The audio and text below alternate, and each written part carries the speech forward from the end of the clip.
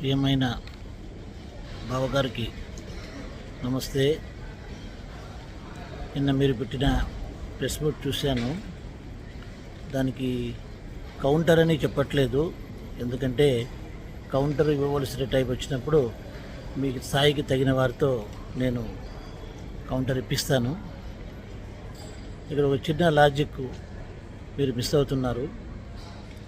రామచంద్రారెడ్డిని తిట్టడం వల్ల, విమర్శించడం వల్ల మీరు మెట్టు గోవిందరెడ్డి గారిని గెలిపించుకోగలుగుతారు అంటే మీరు నన్ను తిట్టండి, విమర్శించండి, నాకేం బాధ లేదు. కానీ మీరు ఎన్నిక ఎవరిపైన చేస్తున్నారనే విషయం గుర్తుపెట్టుకోవాలని కోరుతున్నాను. ఇక 2-3 ఉదాహరణలు మీకు చెప్పదలుచుకున్నాను. 2009లో మీరు మున్సిపల్ చైర్మన్గా ఉన్నారు. దాదాపు 29 మంది కౌన్సిలర్లు ఆ రోజు మీతో పాటు ఉన్నారు.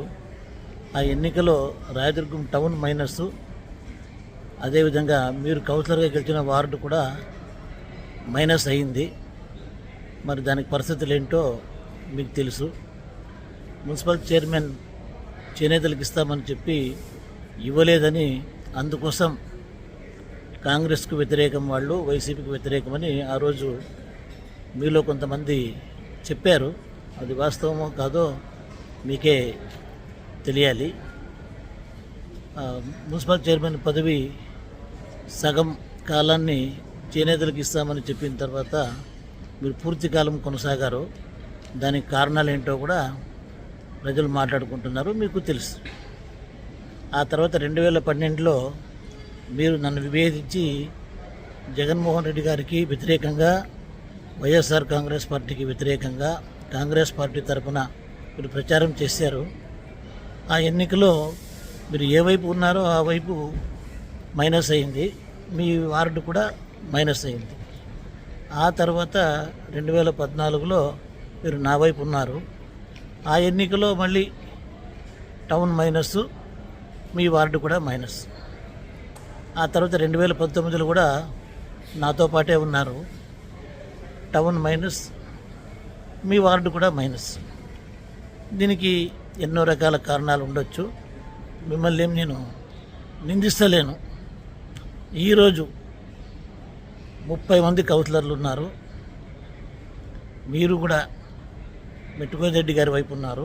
కనీసం ఈ ఎన్నికలోనైనా రాయదుర్గం టౌన్ ప్లస్ వచ్చే విధంగా, మీ వార్డు కూడా ప్లస్ వచ్చే విధంగా కష్టపడి పనిచేసి మెట్టుగోవిందరెడ్డి గారిని గెలిపించుకోండి. అంతేకాని మన గౌని ఉపేంద్రరెడ్డి గారు ఎప్పుడు ఎవరికి సపోర్ట్ చేసినా కూడా ఆ వార్డులో మెజారిటీ రాదనే నింద మీకు లేకోకుండా కూడా చూసుకోండి. అదేవిధంగా ఈసారైనా పల్లెపల్లిలో అక్కడ సర్పంచ్ కూడా మనము ఓడిపోయినాము. మీరందరూ కష్టపడినా కూడా కనీసం పల్లెపల్లిలో కూడా మెజారిటీ వచ్చే విధంగా కష్టపడండి. మీతో పాటు కొంతమంది కూడా నిన్న నన్ను విమర్శించారు. వాళ్ళ గురించి ప్రజలు ఏమనుకుంటారో, వాళ్ళ స్థాయి ఏంటో ప్రజలందరికీ తెలుసు. వాళ్ళ స్థాయికి తగిన వాళ్ళకు త్వరలోనే సమాధానం చెప్పే విధంగా సమాచారాన్ని కూడా సేకరించి పెట్టుకున్నారు. ఇక్కడికి ఆపకపోతే ముందు రోజులలో చూద్దాం. అంతేకాని దయచేసి మీరు నన్ను విమర్శించడము, నేను మిమ్మల్ని విమర్శించడము వద్దు. ఇది కౌంటర్ కాదు, కేవలం ముందుకు ఎలా పోవాలో అని చెప్పి చెప్తున్నాను. బావగారు సలహా పాటిస్తే పాటించండి, లేకపోతే లేదు. కాబట్టి తప్పుగా అర్థం చేసుకోవద్దు. Thanks for watching this video. ఈ వీడియో మీకు నచ్చినట్లయితే లైక్ చేయండి, షేర్ చేయండి, సబ్స్క్రైబ్ చేసుకోండి. మన రాయదుర్గం ఆర్డీజీ న్యూస్. మా లేటెస్ట్ న్యూస్ అప్డేట్స్ కోసం నోటిఫికేషన్లు రావడానికి బెల్ బటన్ని యాక్టివేషన్ చేసుకోండి.